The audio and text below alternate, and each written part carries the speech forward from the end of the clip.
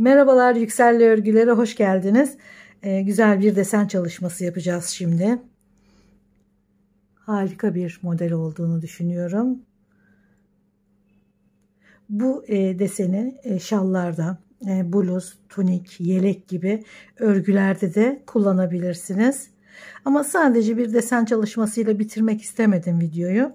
Bu deseni gayet güzel bir plaj elbisesi yaparak değerlendirmek istedim. Diğer tarafını da örgünün bitiminde tamamlayarak elbiseyi bitiriyoruz. Bu güzel gökkuşağı gibi güzel renkleri var içerisinde. Daha önce ben bu iplerle çalıştım. Şöyle bir tanesini göstereyim. Bu önceden yaptığım bir plaj elbisesi. Merak edenler için bunun linkini açıklama bölümüne bırakabilirim. Yine aynı ip fakat içindeki renkler farklı. Şu iplerden bunlar hemen hemen ip satan tuhafiyelerde bulabilirsiniz. Farklı renklerine de denk gelebilirsiniz. Çok güzel kıyafetler ortaya çıkıyor gerçekten. Renkleri de birbirine çok uyumlu. Az ip gidiyor. Çok fazla ip kullanmadan ördüm şimdiye kadar. Hemen hemen 200 gram kadar kullandım. Tamamında zaten ne kadar gittiğini yazarım açıklama bölümüne. Şu kısmı diğer göğüs parçasını da örerek elbiseyi tamamlıyoruz.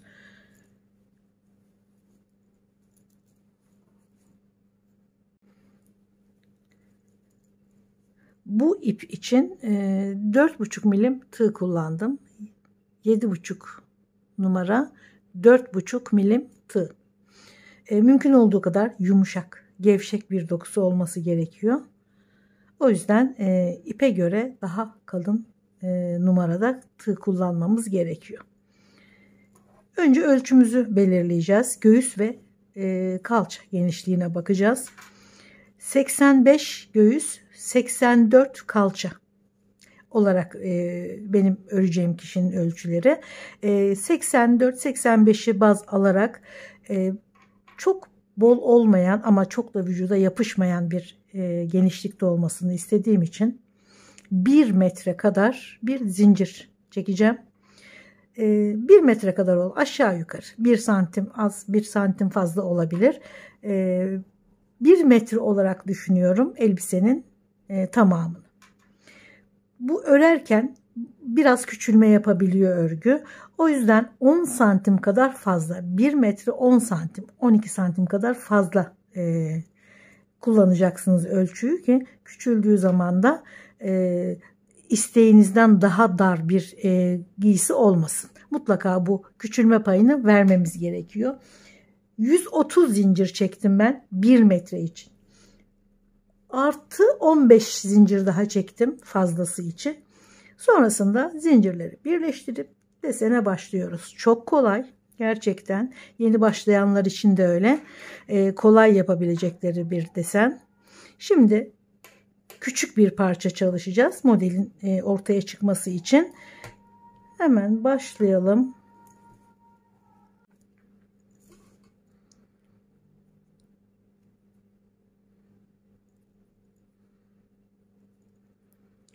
Burada 130 artı 15 yani 145 tane kadar zincir çekmiştim. Burada daha ufak bir ölçü çalışacağız. Yeter miktarda zincir çekiyorum. Daha anlaşılır olması için düz beyaz iple değiştirdim örgüyü. Şimdi aynen sıra sonuna kadar ördüm. Şurada sık iğneyle başlamıştık örgüye. Oraya ilmek kaydırarak bağlıyoruz.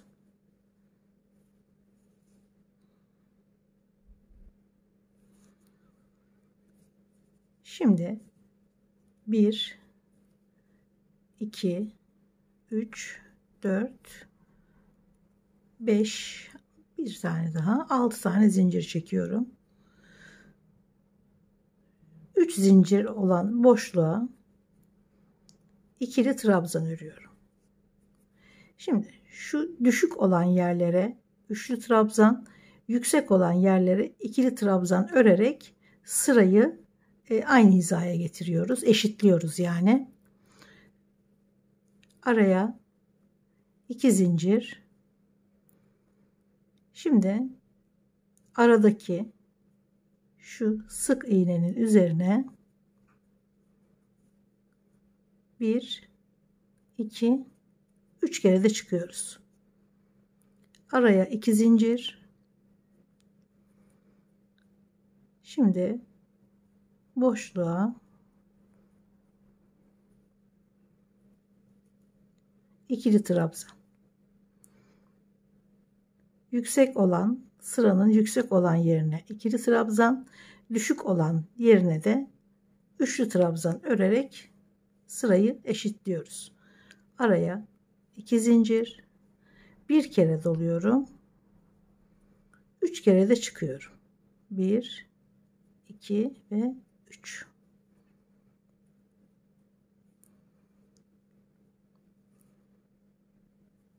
Şimdi ikili trabzan.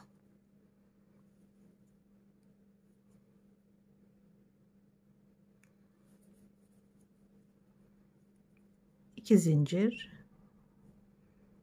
Sık iğnenin üzerine 3 kere de gene araya 2 zincir,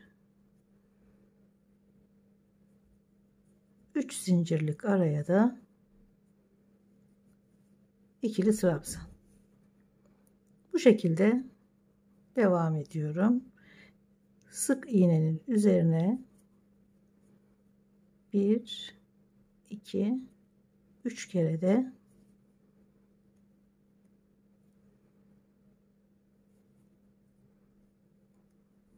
buraya da 2 kere de çıkıyoruz.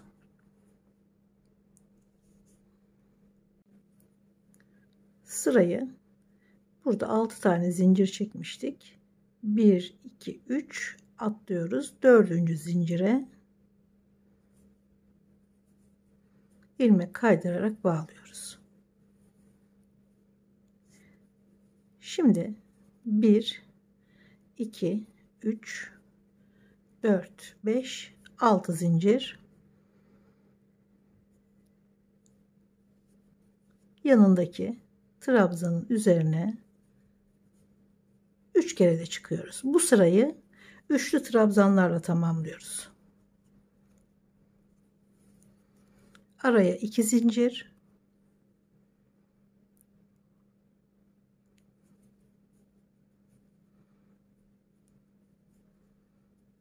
Buradaki trabzanlar biraz daha yüksek oluyor. 2 zincir. Diğer trabzanı 2, 3 kere de 2 zincir,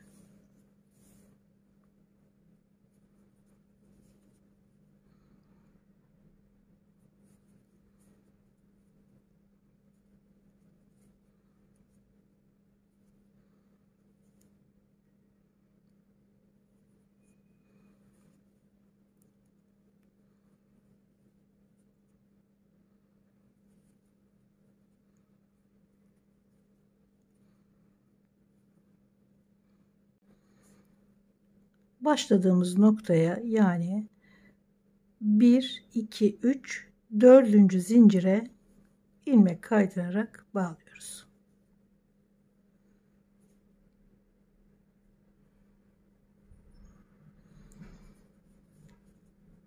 Bir zincir, aynı ilmeğin içine bir sık iğne. 3 zincir, diğer trabzana bir sık iğne.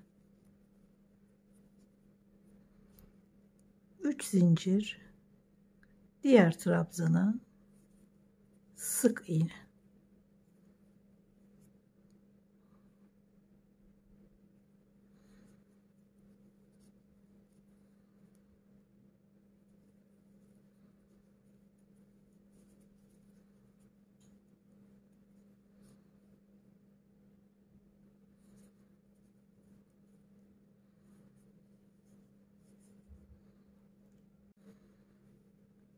Gene başladığımız noktada sık iğnenin üzerine ilmek kaydırarak bağladık.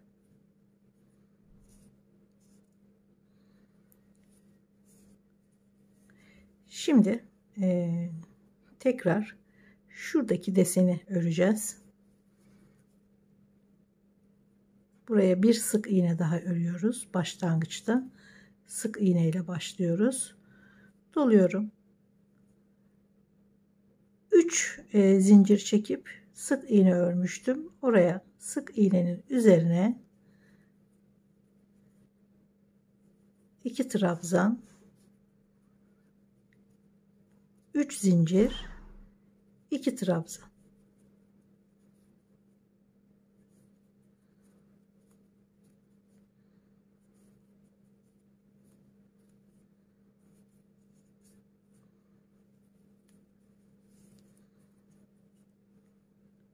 Yanındaki sık iğnenin üzerine bir sık iğne ve diğer sık iğnenin üzerine 2 trabzan,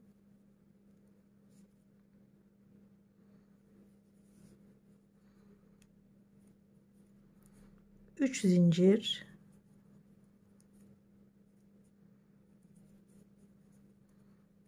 2 trabzan.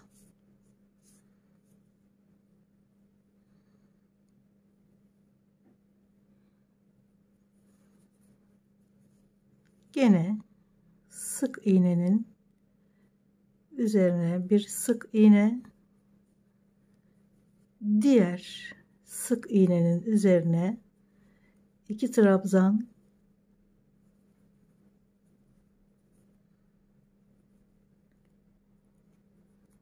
3 zincir ve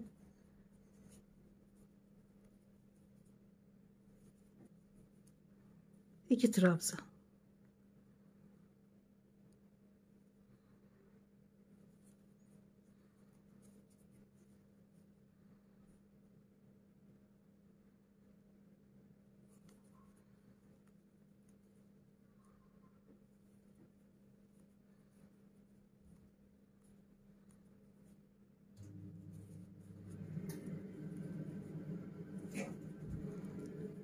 Trabzan.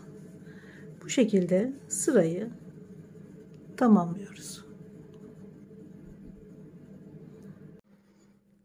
Sırayı başladığımız sık iğnenin üzerinde tamamlıyoruz. İlmek kaydırarak. Şuradaki ikinci sırayı yine öreceğiz. Bir tane ikili trabzan, bir tane üçlü trabzan örmüştük. Aynı şekilde buraya da 6 zincirle başlıyoruz. Şuradaki 3 zincir üçlü trabzan oluyor. 3 zincirlik boşluğa geliyorum. İkili trabzan. Araya 2 zincir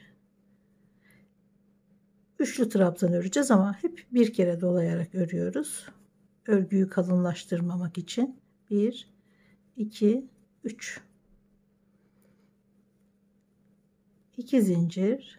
Şimdi şurada yüksek noktada ikili trabzan, alçak noktada üçlü trabzan, araya 2 zincir.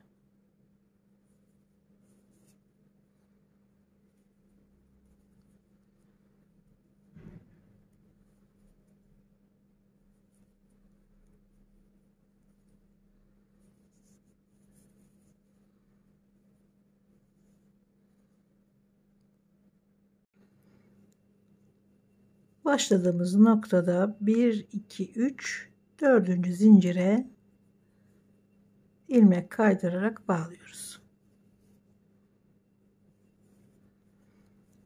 Şimdi uzun zincirler çekeceğiz. Şöyle boşluğa bir sık iğne, yanına bir sık iğne daha. İlk sık iğnenin üzerinde sırayı tamamlayacağız. 20 tane zincir çekiyorum. 20 tane zinciri yanındaki boşluğa sık iğne ile sabitliyoruz. Sonra yanına bir sık iğne daha örüyoruz. Gene 20 zincir,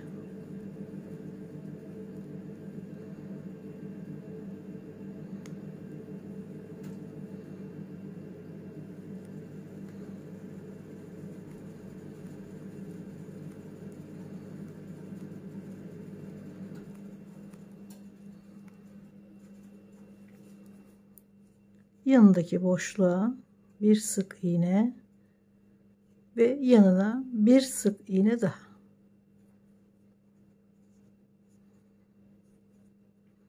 Gene 20 zincir,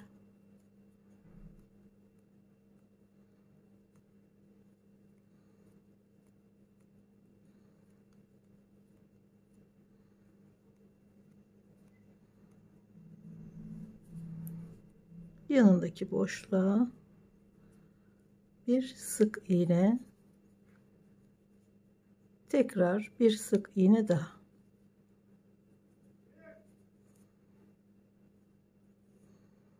Bu şekilde örmeye devam ediyoruz.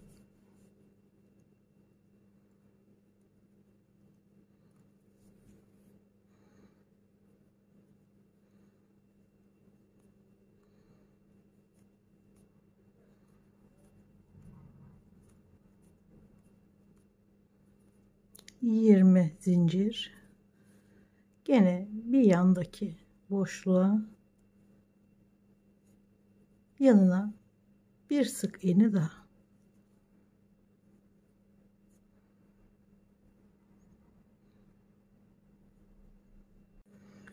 Şimdi sırayı bitiriyoruz. 20 zincir çektim, sık iğne ile geldim, bir sık iğne daha örüp bu sefer yarısını çekiyoruz zincirin, yani 10 tane. Sıranın başındaki şu ilk sık iğneye bağlayacağız sırayı tamamlayıp.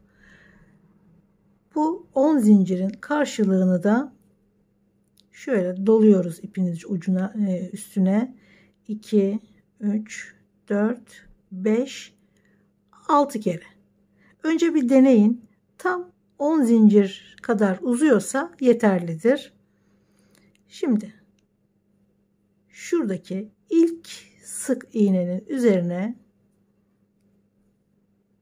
1, 2, 3, 4, 5, 6, 7, 8. Tam geldi bakın.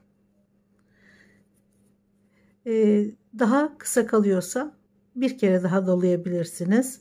Ya da bir kere daha fazla çıkabilirsiniz. Tam denk gelmesi gerekiyor.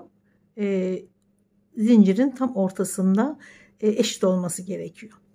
Şimdi sırayı bu şekilde tamamladık. 20 zincirin en son yarısını çektik. 6 kere doladık. 8 kere de çıktık ve zinciri, yani şuradaki zincirlerin desenini tamamladık. Bir zincir çekiyorum. Ortaya bir tane sık iğne. Araya 2 zincir çekiyorum. Sonra diğer zinciri alıyorum. Bir sık iğne. Araya 2 zincir. Sonra diğerine.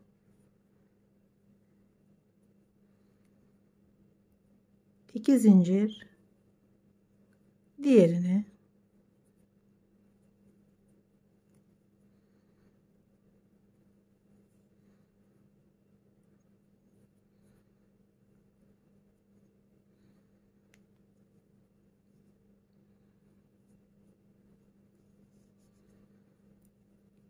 Araya hep 2 zincir.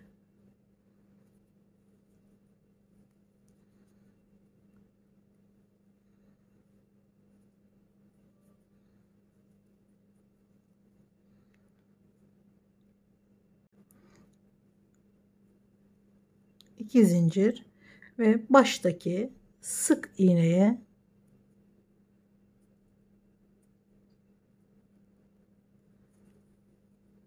sırayı bağlıyoruz.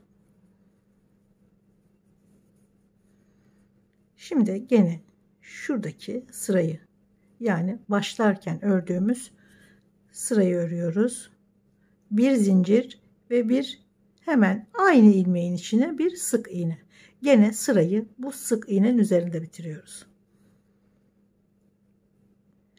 Her sık iğnenin üzerine örgü örüyoruz. Aralara hiç batmıyoruz. Yani bir tanesine 2 trabzan, 3 zincir, 2 trabzan çalışıyoruz. Diğerine bir sık iğne, gene diğerine 2 trabzan, 3 zincir, 2 trabzan, sonra diğerine sık iğne. Aynen burada olduğu gibi.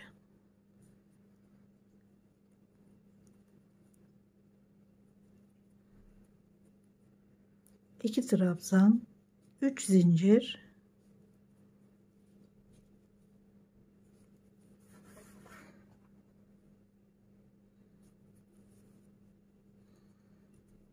iki trabzan, sonra diğer zincirin üzerindeki sık iğneye bir sık iğne. Sonra gene diğer zincirin üzerindeki sık iğnenin içine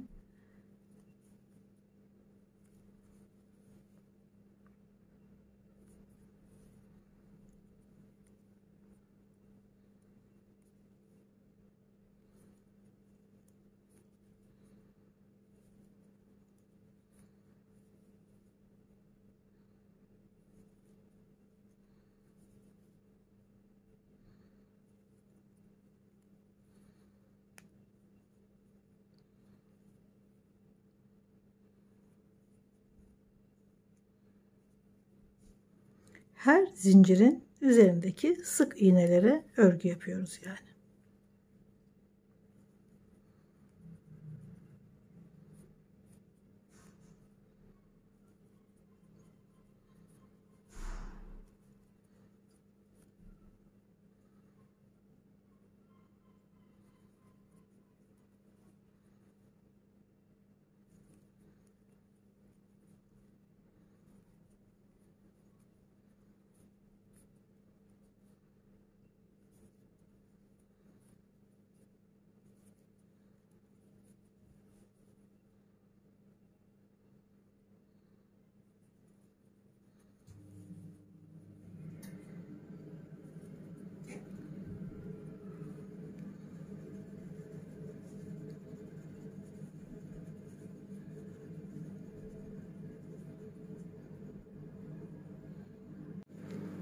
Baştaki sık iğneye gene ilmek kaydırarak bağlıyoruz ve tamamlıyoruz.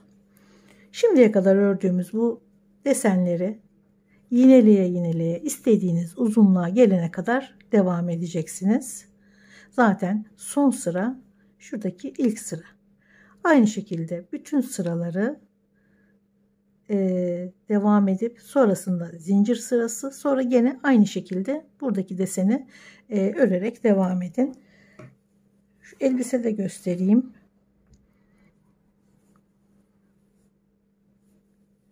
Bir, iki, 3 zincir sırası ördükten sonra şöyle, yani şuraya kadar, göbek kısmına kadar diyelim. Bel kısmını sadece zincir sıralarının arasındaki şu desen sırasını yineleyerek devam ettim. Şu sırayı araya zincir sırası koymadan, şunları örmeden devam ettim. Göğüs altına kadar. Göğüs altına kadar ördükten sonra, bu tabi kendi ölçünüzle alakalı, daha fazla sıra da örebilirsiniz, daha az sıra da örebilirsiniz. Yani kullandığınız ipe bağlı, elinize bağlı, tığın inceliğine, kalınlığına bağlı. Bu değişebilir. Ben göbek hizası kadar diyeyim, yani bel, göbek hizası, göğüs altına kadar aynı bu deseni tekrarladım. Sonrasında göğüs için şu parçayı ördüm ve aynı şekilde bir tane daha şimdi birlikte öreceğiz. Sırtı açık, güzel bir bağcık. Bu kısımları birlikte örerek elbiseyi tamamlıyoruz. Şurası sırt kısımda göstereyim. 3 zincir bir sık iğne, 3 zincir bir sık iğne sırasından sonra örgüyü bıraktım. İkiye böldüm. Bir kısım ön parça için, ön taraf için, bir kısım da arka kısım için. Sonrasında şuradaki sıraya devam ettim. Ve bu sıra üzerine göğsün bir tanesini ördüm. Sonrasında gene aynı örgü üzerine diğer tarafını öreceğiz. Bu desen şöyle sayarak gösterirsem daha akılda kalır. 1, 2, 3, 4, 5, 6 ve 7 desen üzerine şuradakileri sayarak. Gene aynı şekilde gene aynı ilmekten başlayarak 1, 2, 3, 4, 5, 6, 7. Burası örgünün yarısı. Sırt kısmında da diğer yarısı. Sırt kısmı biraz açık olacak. Bele doğru değil. Sadece koltuk altından itibaren. İpi şuradan bağlıyorum ve aynen bunun gibi bir tane daha örüyoruz. Bu parçayı örerken şöyle en son burada battım. Şurası. Devam ettim ve üçgen bir parça ördük. Gene aynı nokta diğer örgünün, şimdi öreceğimiz diğer parçanın gene başlangıç noktası olacak. Yani şu 7. olan desen hem diğer bu göğsün hem diğer göğüs örgüsünün başladığı ve bittiği ortak noktası olacak. O yüzden ipi gene aynı ilmek üzerinden bağlayıp devam ediyorum. Buradaki örgüyü aynı şekilde buraya da örüyoruz. 5 zincir. Şimdi üçlü trabzan öreceğiz. Çünkü sırayı hizalamamız gerekiyor. 2 zincir. Şimdi ikili trabzan. 2 kere de çıkıyoruz. Gene 2 zincir ve 3 trabzan.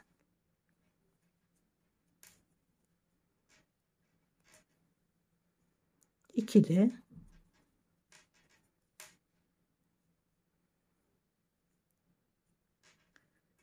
Bir de iğne koyalım. Başlangıç ve bitiş yerleri belli olması açısından, bir de yeni başlayanlar için şuraya 5 zincir çekmiştik. 1-2 tane bırakıyoruz. 3. zincire şöyle bir işaret iğnesi koyalım. Yani bizim örme noktamız şurası. Bu şekilde örerseniz daha kolay olur.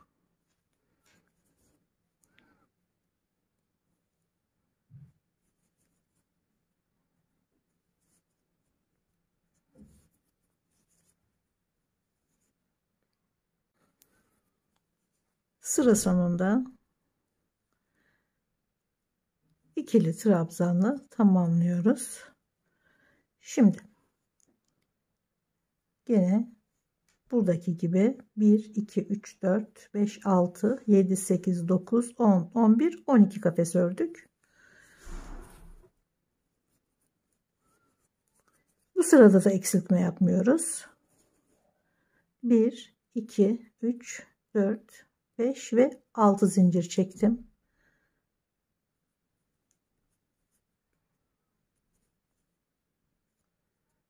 Şöyle takalım. Batacağımız nokta şurası olacak. 2 tane zincir bırakıyorum araya. Yeni başlayanlar için bu şekilde çalışmak daha kolay olabilir. 3 kere de çıkıyorduk. Bu sırayı 2 zincir, üçlü trabzan sırası çünkü.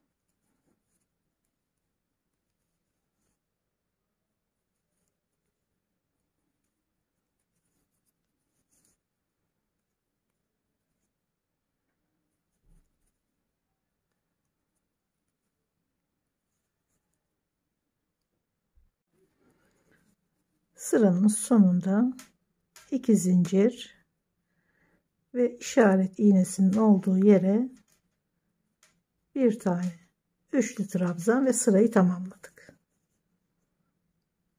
Gene 12 tane kafes örmüş olduk. Bu sırada üçer tane zincir çekeceğiz her birine. Bir tane zincir çekip bir sık iğne örüyorum. 3 zincir, trabzanların üzerine bir sık iğne. 3 zincir,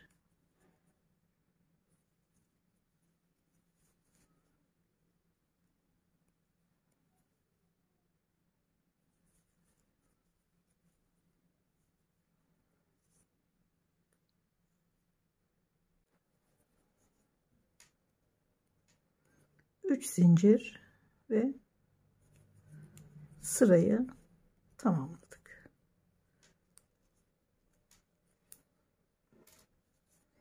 Şimdi bu sıradan sonra artık eksiltmeye başlıyoruz.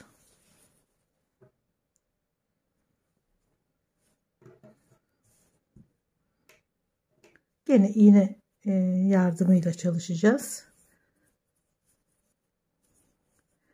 Şimdi başlangıç ilmek burası ama biz bu başlangıç ilmeğini buraya taşıyacağız. İkinci trabzanın üzerine taşıyacağız ve kenarlarda şöyle üçgen görüntüler oluşacak.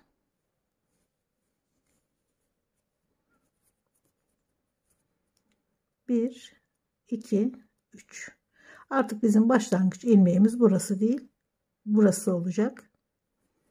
Buraya bir sık iğne örüyorum. Buraya öreceğim sık iğneyi 3 zincir çekerek buraya getiriyorum, taşıyorum yani. Bizim artık başlangıç ilmeğimiz şurası. Buraya da bir iğne takalım. Şurayı eksilttik.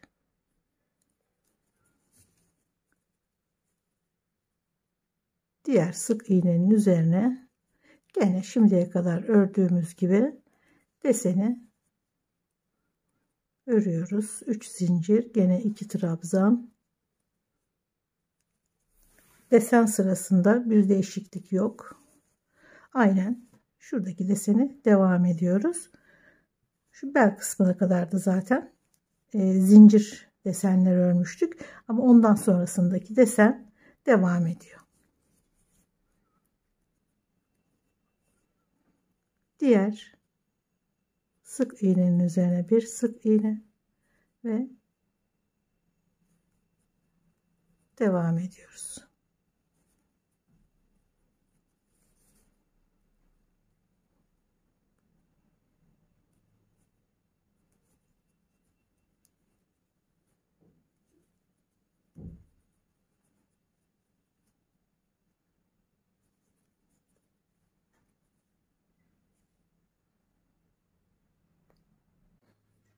Şimdi sıranın sonuna geldik.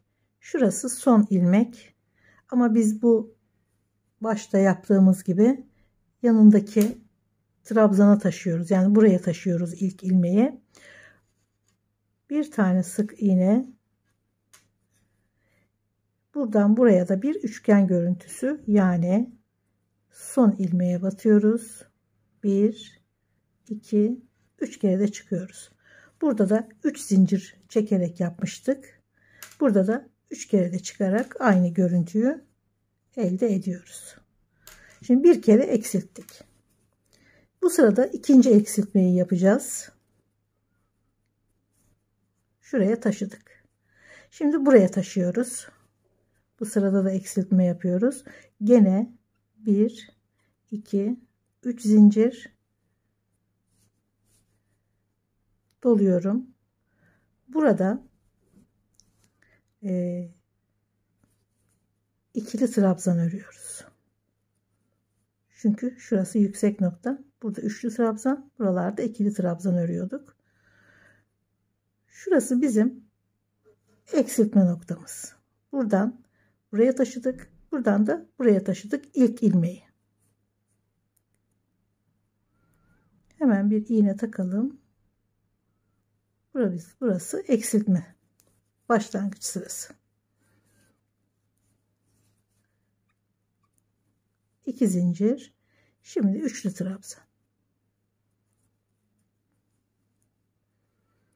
2 zincir, ikili trabzan. 2 zincir, üçlü trabzan.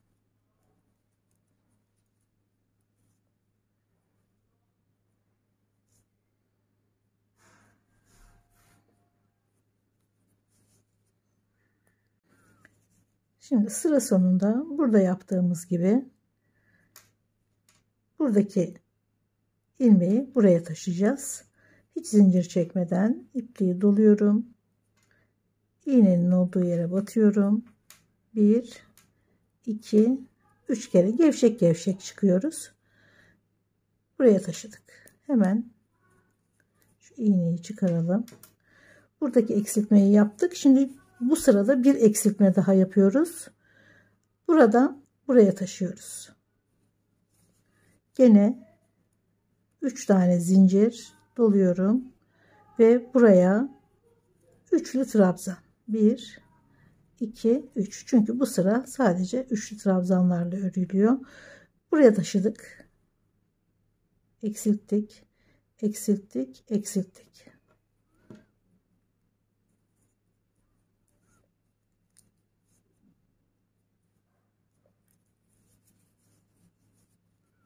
İki zincir, üçlü trabzan. 2 zincir, üçlü trabzan.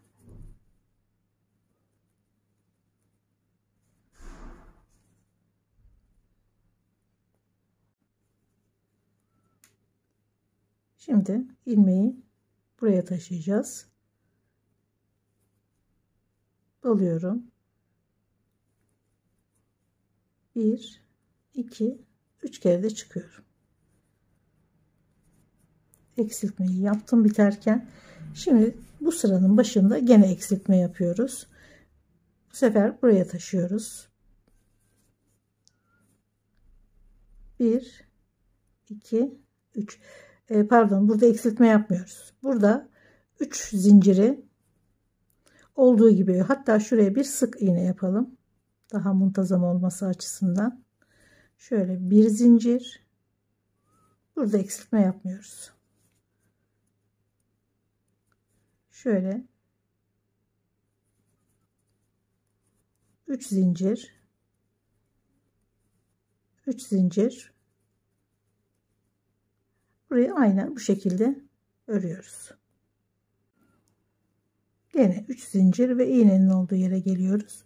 Bu sırada eksiltme yapılamıyor çünkü. O yüzden denedim, olmadı. O yüzden hiç eksiltme yapmadan aynı şekliyle ördüm. Şimdi burada eksiltme yapıyoruz. Şu deseni öreceğiz. Önce başta sık iğneyi şuraya taşımamız gerekiyor. Gene 3 zincirle yapıyoruz ve hemen başlangıca bir sık iğne.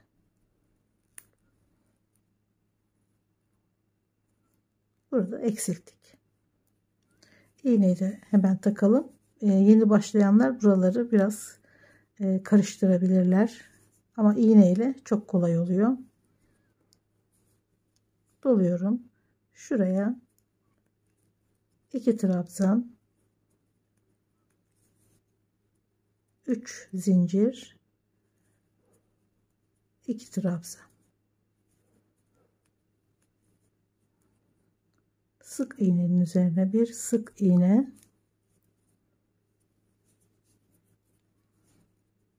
ve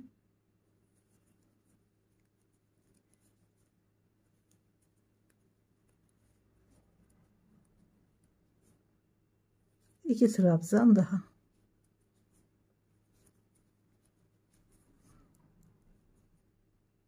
Sık iğneyi de buraya taşıyoruz. Buradan da eksiltmiş olduk. Yani iğneyi takmamışız ama şimdi dönüyoruz. Gene Bakın buradan buraya taşımıştık. Buradan da gene eksilterek devam edeceğiz. 1 2 3 zincir doluyorum. Şuraya bir ikili trabzan. Şimdi buradan buraya taşıdık.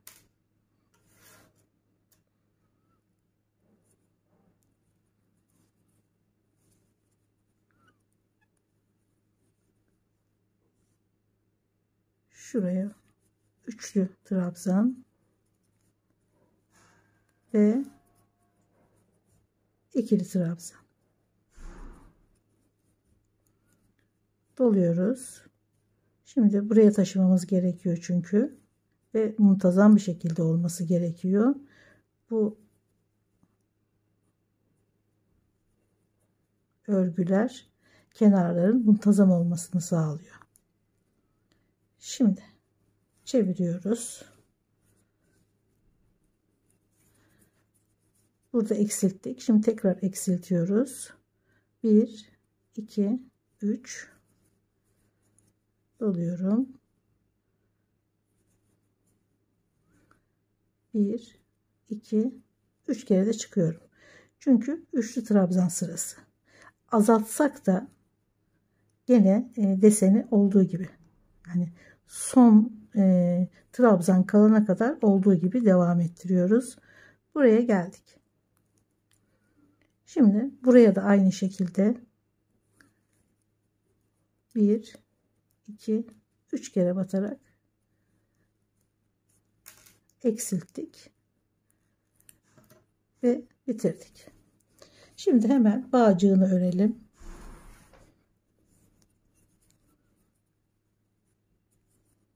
Şu trabzanın tam ortadaki trabzanın içine batalım, şöyle düzleştirelim görüntüyü ve basit bir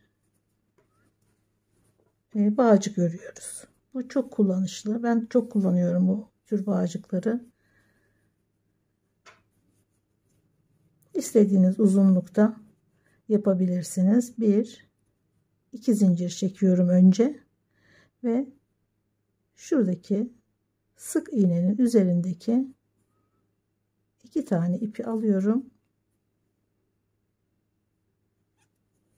Trabzan. Sonra 3 kere. Bundan sonra hep 3 zincir. Şöyle 1 2 3 başlangıçtaki 2 ipi alıyorum. 1 2 3 şöyle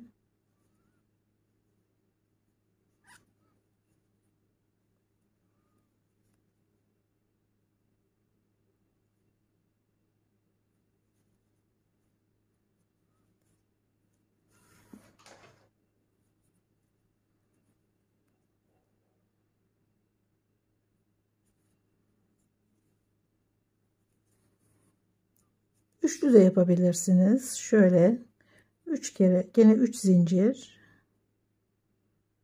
Gene şuradan 2 tane ip alıyoruz.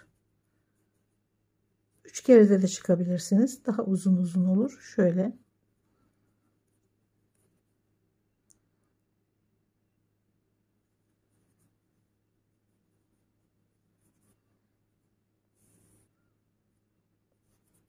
devam ediyoruz.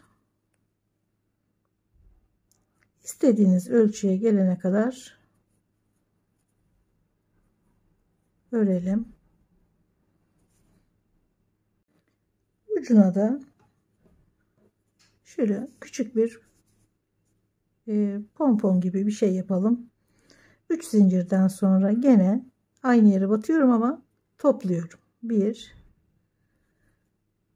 2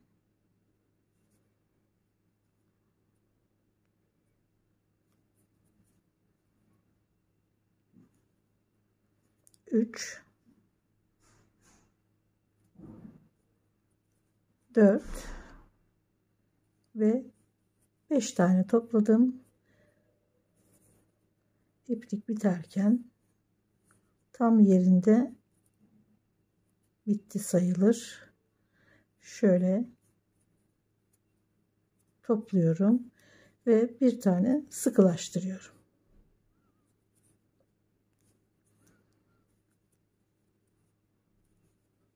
Bir zincir, bir zincir daha. Şuradaki zincirin görüntüsünü buraya da yapıyoruz ve şöyle bir pompon görüntüsü oluşuyor. Bunu da içinde yürüterek kaybedeceğiz.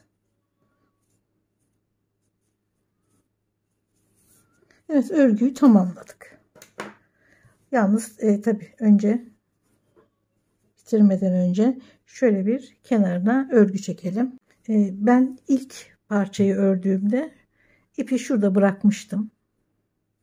Koparmamıştım. Sonra tekrardan ipi bağlayıp diğerini ördük. Burada örgü devam edeceği için bu ipi burada bıraktım. Diğeri de bittikten sonra şimdi örerek devam ediyoruz. Biraz örgüyü toplamamız gerekiyor. Şurayı örerken, yani göğüse başlarken ki örgünün ilk sırası şu.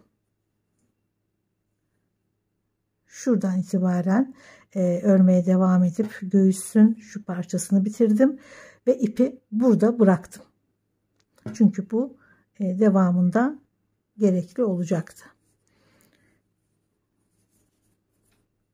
Burada şu deseni devam ettirmemiz gerekiyor ama ben burayı toplamak istiyorum. Yani daha bir daraltmak istediğim için bu deseni örmüyorum. Buna yakın gene şuraya bir sık iğne, diğerine sadece 3 tane trabzan, sık iğne, diğerine 3 tane trabzan. Yani 2 trabzan, 3 zincir, 2 trabzan değil, sadece 3 trabzan yapıyoruz.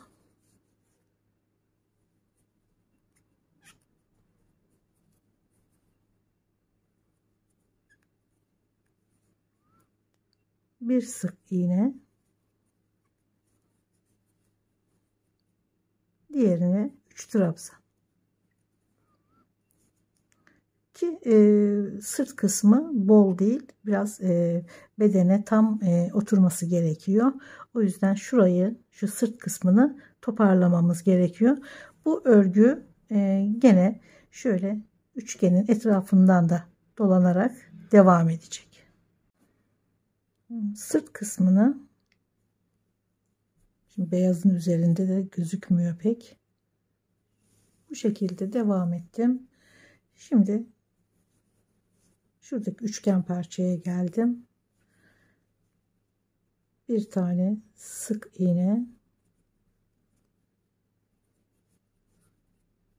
ve gene şu başlangıç noktasına 3 tane trabzan.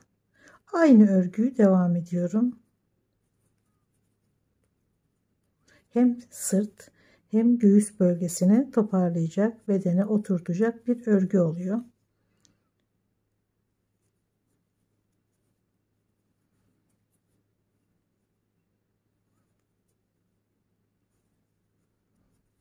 Trabzan boyuna göre hareket edeceksiniz. Çok kasmayacak, bol da durmayacak.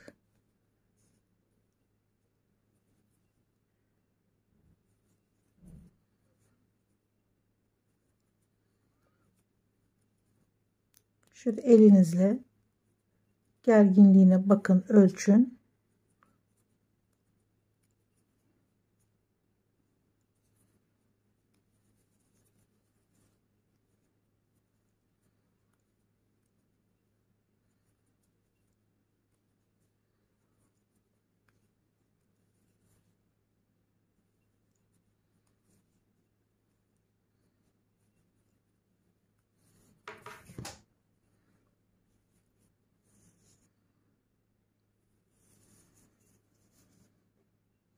Evet, elbise tamamlandı. Şöyle yakından göstereyim. Şurası göğüs ortası, üçgenin şu tepe noktası, basit bir örgüyle ve biraz hafif toplayarak ve de sırt bölgesi. Etek kısmına hiçbir örgü yapmadım. Olduğu gibi bıraktım. Bunu kızım kullanacak. Kızım giyecek. Onun zevkine göre ördüm. Onun ölçüsüne göre ördüm. Siz de kendi ölçünüze göre daha kalın iple örerseniz ya da daha ince iple örerseniz ona göre zincir sayısıyla yola çıkacaksınız örmek için. Bunu bir iki kere deneyip o şekilde ölçüyü elde edebilirsiniz. Hiçbir zaman tek seferde bunu başaramayabilirsiniz. Şimdi etek boyu da kısa değil, biraz uzun istedi kızım. Bunu daha da uzun yapabilirsiniz. Hatta her bir parçayı tek tek ayrı ayrı başlayıp gide gele belirli bir yerden sonra birleştirerek sonra döne döne örebilirsiniz ki yanlarda yırtmaç kalabilir. Yani kendi modelinizi yaratabilirsiniz.